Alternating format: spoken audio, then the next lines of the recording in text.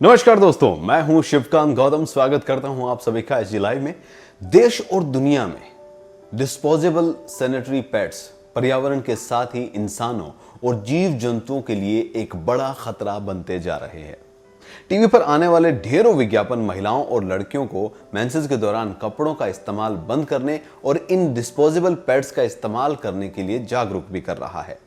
इन pads को बनाने वाली कंपनियां इन विज्ञापनों पर करोड़ों रुपए खर्च भी करती हैं, लेकिन पर्यावरण और हेल्थ पर होने वाले इनके हानिकारक परिणामों का किसी कंपनी ने अब तक कोई ठोस कदम नहीं उठाया है। वहीं नई कंपनियां इन्हें यूज करने के बाद इन्हें डिस्पोज करने के तरीके को मेंशन करती है। भारत की बात करें तो भारत में करीब 35.5 करोड़ महिलाएं हैं और लड़कियां हैं जिन्हें पीरियड्स आते हैं। सरकार के नेशनल फैमिली हेल्थ सर्वे 4 के अनुसार 15 से 24 साल की 42% लड़कियां सैनिटरी पैड्स का इस्तेमाल करती हैं। अगर इन आंकड़ों में 24 साल से बड़ी उम्र की महिलाओं की संख्या भी जोड़ दी जाए तो पीरियड्स के दौरान पैड्स इस्तेमाल करने का प्रतिशत कई गुना बढ़ जाएगा।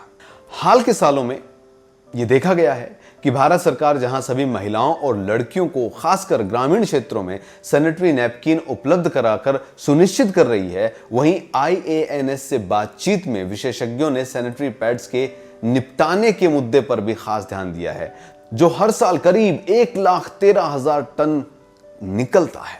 वहीं रिसर्च से यह पता चला है कि ग्रामीण और कई शहरी इलाकों में जैसे झुग्गी झोंपड़ी हो और छोटे शहरों में कूड़े बीनने का कोई भी सही मैनेजमेंट नहीं है। ऐसे में इस्तेमाल हुए सैनिटरी नैपकिन को खुले मैदानों में फेंक दिया जाता है। बहते पानी, तालाब या नदी में भी इसको बहा दिया जाता है, या फिर खुले में मिट्टी के नीचे दबाकर या खुले में जला भी दिया जाता है। कूड़े बीनने वाले भी इस्तेमाल किए हुए पैड्स के संपर्क में आते हैं, जो उनके स्वास्थ्य के लिए बेहद हानिकारक हो सकता है। तो ऐसे में ये डिस्पोजेबल बैग इन कचरा बीनने वालों के लिए सहायक हो सकते हैं। जी हाँ, मेंस्ट्रुअल हेल्थ अलायंस इंडिया ने सैनिटरी पैड्स के होने वाले कचरे का हिसाब लगाया।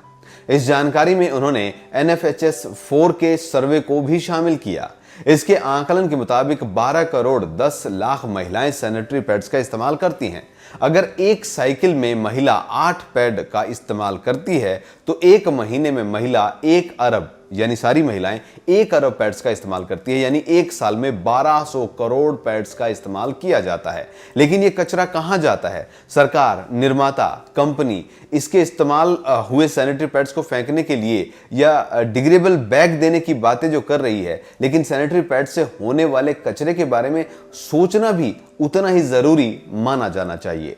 इस संस्था के मुताबिक एक सैनिटरी पैड सड़ने, गलने या डिकम्पोज होने में 500 से 800 साल लेता है, क्योंकि उसमें इस्तेमाल होने वाला प्लास्टिक नॉन बायोडिग्रेडेबल यानी कि नष्ट नहीं किया जाने वाला होता है, और जिससे वो स्वास्थ्य के साथ साथ पर्यावरण के लिए भी बहुत बड़ा खतरा बन जाता है।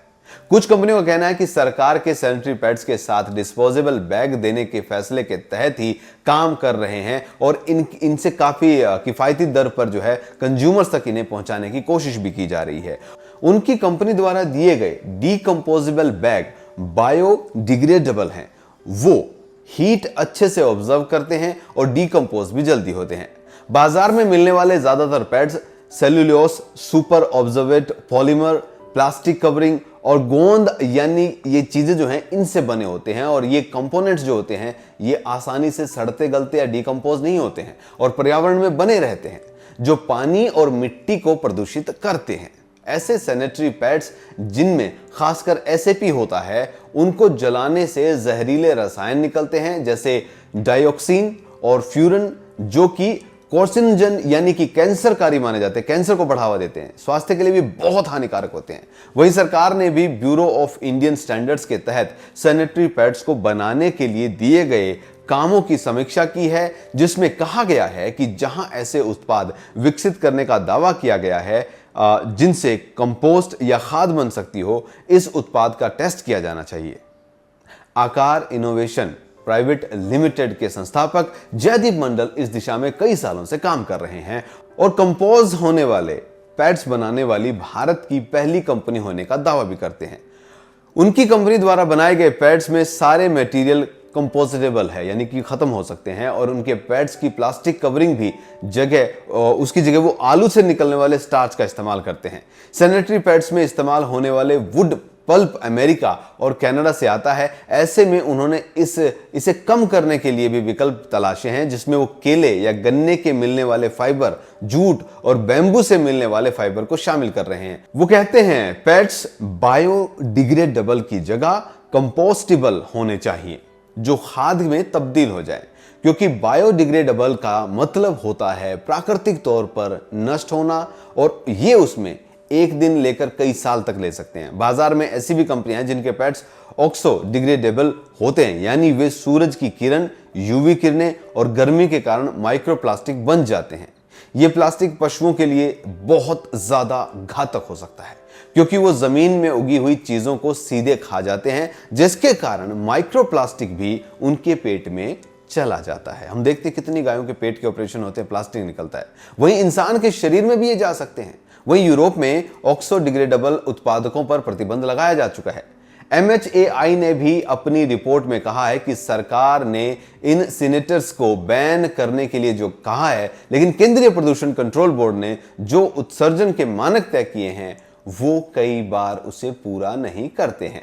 जो कम दाम के इंसिनेटर होते हैं वो कम टेम्परेचर पर कचरे को जलाते हैं, और उससे जो खतरनाक गैस निकलती है उसका वो ठीक से प्रबंधन नहीं कर सकते हैं। वहीं सरकार भी इस्तेमाल हुए सैनिटरी पैड्स के कचरे की समस्या को समझ रही है और अलग अलग कदम भी उठा रही है। भारत में यह अनुमान है कि करीब 30 से ज्यादा ऐसी संस्थाएं हैं जो रीयूजेबल या कई बार इस्तेमाल होने वाले सैनिटरी पैड्स बना रही हैं। इसमें केले के फाइबर का कपड़ा, बैम्बू से बनने वाले पैड्स भी शामिल हैं। जहां इससे बनाने वाले इन्हें कई सालों तक चलने, किफायती और पर्यावरण को मदद देने का तर्क देते हैं, वहीं पैड्स बनाने वाली कंपनियां हैं कि भारत जैसे देश में माहवारी पर बात करना भी एक टैबू समझती है। वो महिलाओं से खुले में कपड़ा और पैड सुखा सके, वो कह सके कि अगर ये पैड्स इस्तेमाल हो गया तो धोकर आप धूप में सुखाएं, ये न धुले, सूखें और इन्फेक्शन दूर हो, इस तरीके की चीजें बात करना एक बहुत बड़ा टैबू है। इसके साथ ही NFHS 4 के नए आंकड़े बताते हैं कि साफ सफाई को लेकर महिलाओं में जागरूकता आई है और वो सैनिटरी पैड्स का इस्तेमाल कर रही हैं, और आगे जाकर ये आंकड़ा बढ़ेगा। ऐसे में इससे आने वाली समस्या के बारे में सोचकर सरकार इस पर काम कर रही है। देखा जाए तो पहले टॉयलेट की सुविधा इतनी नहीं थी, सरकार ने उस पर फोकस किया, फिर धीरे धीरे हाइजीन यानी साफ सफाई पर भी बात होने लगी है। उसी से मेंस्ट्रुअल हाइजीन भी शामिल इसमें किया गया है। यह विकास का एक नेचुरल प्रोग्रेशन है और आप एक एक करके आगे बढ़ते हैं। शहरों में स्वच्छता अभियान को देखते हैं, उनमें वेस्ट मैनेजमेंट जो है उसको भी लाया गया है, तो उनमें मेंस स्टूल जो है वेस्ट की भी बातें हो रही हैं। वैसे सरकार की तरफ से डिस्पोजेबल बैग का कदम अच्छा है, लेकिन इसमें कंपनियों की एक बड़ी भूमिका होगी। वही लोगों को भी कचरे को अलग अलग करके डालने की आदत सिखानी होगी। ये कचरा किस तरीके से इकट्ठा होता है, कहां से लेकर इसे जाया जा सकता है और कैसे ये मैनेज होगा, ये सभी बातें अहम होती है। लेकिन इस कचरे का लैंडफिल में जाना ही हल नहीं है, इसमें पब्लिक को भी साथ देना होगा, यानी हमें भी साथ देना होगा। तो ये है सैनिटरी नैपकिन, या फिर पीरियड्स के दौरान महिलाएं जो नैपकिन यूज करती हैं उसको डिस्पोज कैसे किया जाए। ये बड़ी समस्या जो है इसका हल निकलना भी बाकी है, लेकिन उम्मीद करते हैं ये बेहद खतरनाक है और जल्द इसका कुछ हल निकल जाए।